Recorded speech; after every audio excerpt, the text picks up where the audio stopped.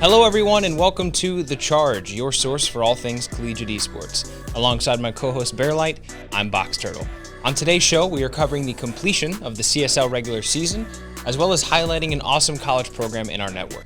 Yeah, and what I'm most excited about as well here, Box, is going to be we're breaking down our power rankings for Valorant and League of Legends, so check out who made the list and who we left off. Now let's talk about a game that is brand new to this show, and that's Counter-Strike. With the rise of Valorant, and of course, the age of CSGO, there aren't a lot of leagues that support the title. That being said, the leagues that we do see, CSL in this case, are highly competitive and showcase some of the best talent in the country. So let's jump into some key matchups from the Collegiate Star League CSGO regular season. First up of those matchups, coming from the Canadian East Conference, where one of the few undefeated teams in Ryerson was facing off with Queen's University. Ryerson has been arguably one of the most dominant teams in the entire league across any division, as they swept every opponent through group play. Despite that though, Queens was able to still put up a pretty good fight, finishing only a combined 5 rounds down in the series. Queens made up for that run for that top spot, finishing third in the group behind Ryerson and Carleton. Now, one of the more interesting divisions is the Southeast 2 division. Mississippi State is tied for the top spot at 8-1 with Kentucky, and the entire top 5 are within just a few matches of each other.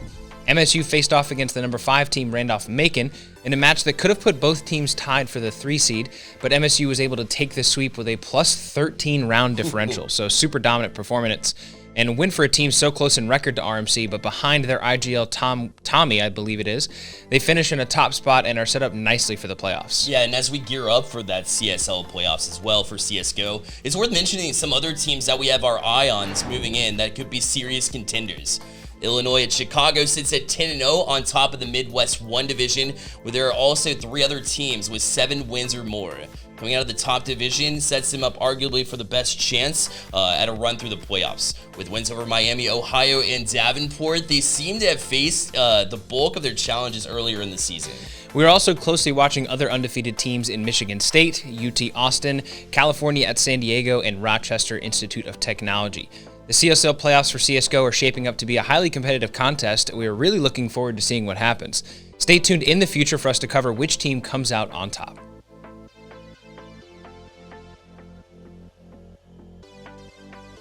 As we are hitting a little break before our spring events kick off, we think it's a great time to talk about where each team stacks up and to give you our top 10 power rankings for Valorant.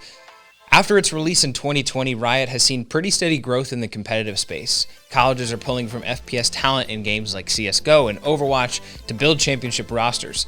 That being said, number 1 on our list still has to be Northeastern. Yeah, we saw them take down Mizzou in the NASC Fall Cup last year, and that's a Mizzou roster we have at number 2 on our list. They swept Mizzou 3-0 in the finals and did so in commanding fashion with double-digit round differentials, led by a team of former CSGO talents, which is no surprise.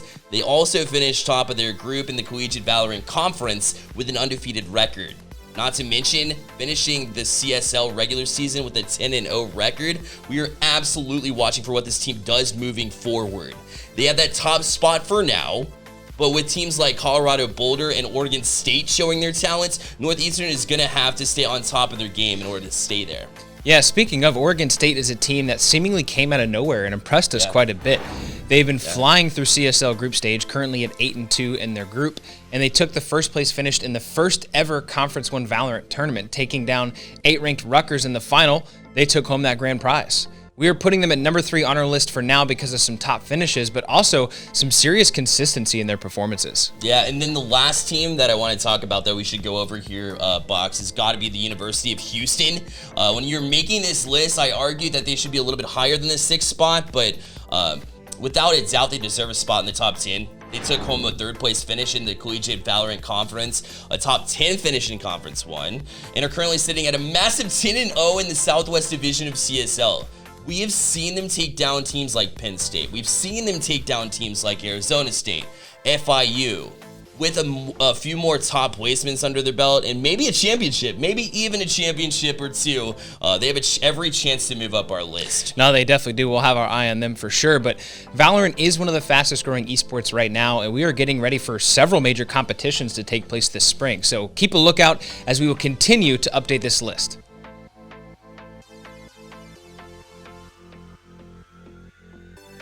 Now, with CRL behind us and the CSL regular season just finishing, it's only fair that we take a look at which Rocket League teams we think will take the CSL championship spot. And when it comes to Rocket League, I don't think anyone can argue about the top two when it comes to the power rankings in itself. But first, let's take a look at some teams that made the biggest moves up or down, starting with the team that had big expectations, Box, but right now they just haven't quite lived up to that yet. And I'm talking about Oregon. Yeah, without a doubt. They're 12-3 league play in CRL in the fall, and we had them in our top 5 since then. It's been a bit tough for the Ducks. They dropped to Missouri in their first matchup in CRL playoffs, just missing out on the national championship bracket. Then they start the year off going 7-2 in the CSL season, which sounds solid, but the reality is that their competition was a little bit weaker than, and they were expected to kind of roll through undefeated without a sweat. So, we're looking forward to them making some serious moves. But next up is a team who did making the national championship bracket and a little bit more waves as well, and that's UT Dallas. Yeah, it's kind of a backwards story from what we were talking about with Oregon. Yeah. Right? It's kind of crazy to see UT Dallas. They weren't even close to a top 10 spot, I would argue. And then sneaking into the CRL playoffs at 9-6 in the fall season, you just don't have them on the radar quite yet. But then they stuck through it, right? They fought through 4 rounds of the wildcard matchups, including one against Oregon, to make the national championships. And right in the same wave of momentum into this year's CSL, UT Dallas wins 10 straight, putting them at the top of their division. That'll set them out nicely for the title. And speaking of the West, Mizzou is the highest ranked Western team in our opinion. They've been a team on the rise, but still behind the top 3 teams in the East. Box, what do you think is holding them back right now? Yeah, the CRL did give us a unique look at the East versus West matchup in their national championship. Akron, of course, swept Missouri twice, so I think it's plain and simple that right now they're one of the best teams out there. But the best teams in the East are just better than the best teams in the West. Missouri surprised everyone with their success in 2020, placing top 4 in the NACE Cup and winning the Western Conference in CRL. And then in CSL this season, they did struggle a bit, going 7-2 after those big performances late last year. And that's what is truly preventing us from feeling super confident about their CSL playoff chances. Nonetheless, I think they have the talent to make a run. They just need to show up in those big games. Right. It's still a strong showing, though, for Mizzou, I would say, because let's be real here. I mean, considering the main Northwood roster was in their division for the CSL, so it's kind of tough to take that on. So Northwood is, of course, without question, hands down the best team in College Rocket League. Don't at me. Followed by Akron, right at a close number 2. Akron actually took a series from Northwood, which was pretty awesome to see in CRL. But at one point we saw this Northwood team. They won 30 plus matchups. 30 plus matchups straight across all competitions. They won CRL, they won NACE. I see no reason why they don't take CSL title as well, especially with Akron sitting this one out. Now, I wouldn't be surprised to see another finals appearance from them, and of course, I think we can't argue probably another title. Let's be realistic here, but it's going to take a lot to take them down. But every year there are new teams and programs forming across the country that are looking to enter into leagues just like CSL. So we will be speaking actually later on in the show with a program hoping to make their way and then make their mark on these leagues, so stay tuned for that.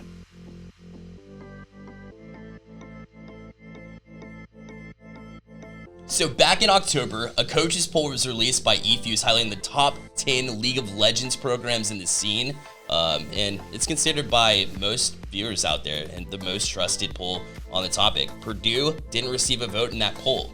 So why do we have them at number 10 in our power rankings? Yeah, for me, it's all about depth. Not only was Purdue making some serious moves in College League of Legends last year before the shutdown, but now we see a shift of their focus to the JV and Academy teams that found a lot of success in the CSL season through January. The JV team went 9-0, and their Academy team only dropped 1 series to an undefeated Illinois IT team through 10 games. Another team with a lot of depth is actually this Waterloo program, and this is a team that has a lot of talent coming with their main roster. Yeah, just like Purdue, their B squad went 9-1 in a packed division, by the way, with Toronto along the lines. And by the way, their C team went undefeated as well, right? Finishing out their 10 matches with a high level of confidence.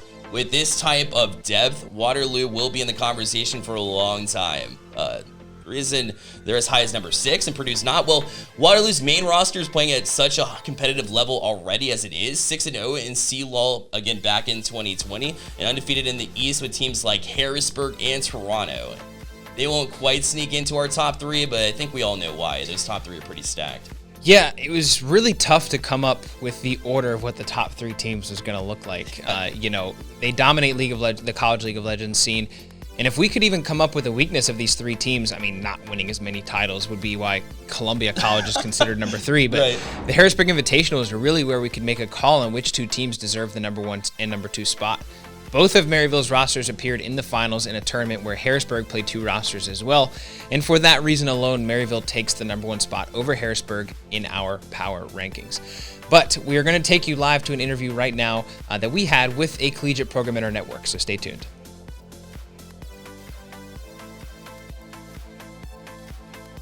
I'm with Converse College in Spartanburg, South Carolina. Awesome. And what titles, I know you guys are a new program, what titles are you currently recruiting for? Looking to fill it all up. So League of Legends, Valorant, Rocket League, Rainbow Six Siege, Overwatch, Fortnite, Call of Duty, Smash, Madden, and NBA 2K.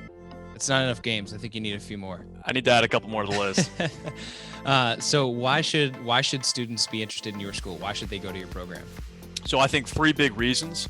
The first is to be a part of history. So we're going to be the first males on campus in fall of 2021. That's going to be setting history and a milestone for the campus as a whole. And then 2, you're going to be a part of the first esport class for the university and for future esport classes moving forward. So to be able to be a part of that foundation and legacy is going to attract a very unique set of people and a set of, a person that wants to build their own legacy within this opportunity that we have. The second reason is that we have elite collegiate staff. I often joke that our staff resembles more of a tier 2, tier 1 organization rather than a collegiate program as a whole. What this means is that we have either staff that are semi-pro or currently pro, and or managers that fill in that same role, and mentors. So we have professional players looking to come in and give insight on what you should be doing as a player, as a collegiate player, growing and learning. And that's very unique to Converse in our program as a whole. And then the third and final one is we have a direct pipeline to collegiate coaching positions. Our focus really is on helping kids, if this is an opportunity for them, find placement at the collegiate level. Now that might not be a full coaching position right out of the gate, that might be part-time positions, but it also is an opportunity to maybe travel abroad, to maybe to go to the Pacific or maybe Europe, to have opportunities there. Those are connections that we have here in-house, and that we're able to take from experience and be able to apply to young men and women that might be looking for them. That's awesome. I love to hear it. Where can students go to find out more about your awesome program? So Twitter is probably the best place. Not only is it the best place to get information, but we're also doing giveaways. So go ahead and collect your free stuff while you're there. The best place is Twitter, and that's going to be at Converse Esports. Awesome. Well, we look forward, obviously, to the growth of your program. Best of luck going into this season. Appreciate it. Well, that's going to wrap up this episode of The Charge Your Box. Remember to like, subscribe, and turn on notifications. That way you're not missing any more of these shows. And also, Spring Split back in action for our recruitment leagues. Yeah, that's right. We have leagues for Rocket League, Rainbow Six Siege, League of Legends, Overwatch, and Valorant. So please go to espin.gg/events to sign up. That's espin.gg/events. You can find out more about how to sign up for the next split. You can also follow us on Twitter at stay_plugged_in to stay up to date with everything that we are working on here every single day. You can find me on Twitter at HugeBoxTurtle. And myself at Bearlight Gaming as well. Thank you so much for watching this episode of The Charge, and remember, stay plugged in.